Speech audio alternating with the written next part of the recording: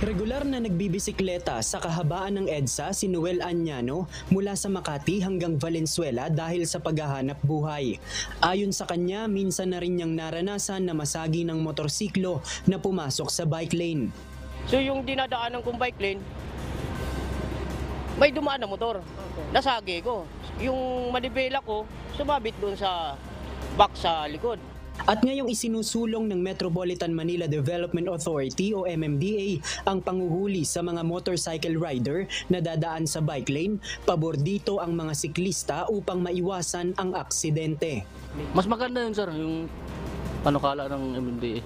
Para maiwasan yung disgrasya, sir, sa nakabike. Pabor ako doon, nahulihin sila. Para magkaroon sila ng disiplina. Diba?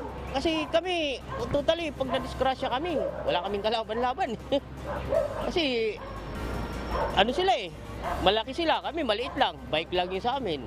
Ganito rin ang pananaw ng mobility advocate na si Aldrin Pelicano. Naniniwala siyang isang magandang hakbang ito ng MMDA upang matiyak ang kaligtasan ng mga siklista.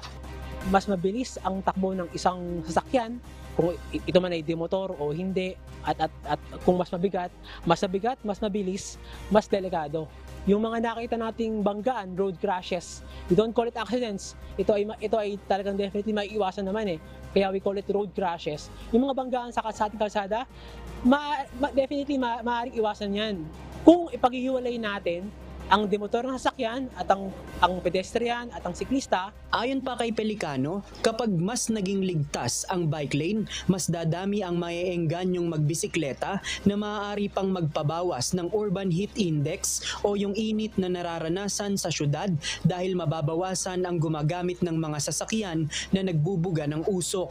Kahapon nagsimula ng higpitan ng MMDA ang panguhuli sa mga rider na dumadaan sa bike lane. Pero imbis na mag-issue ng violation ticket, binigyan lang muna ng warning ng MMDA ang mga nasitang rider.